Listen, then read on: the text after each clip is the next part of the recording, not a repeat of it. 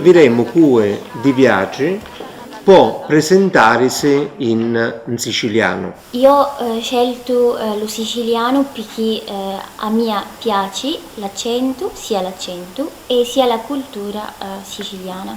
La mia famiglia è composta di 5 persone, io, miei padri e miei due fratelli. Ho scelto di studiare la lingua siciliana perché secondo me uno studente che studia la lingua italiana deve sapere almeno uno o due dialetti.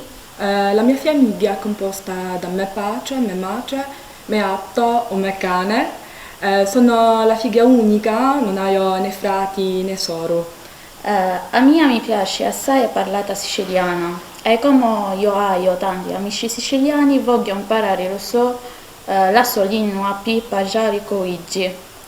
Ho scelto di imparare la lingua siciliana perché è una nuova lingua bella e mi piace pure la cultura siciliana.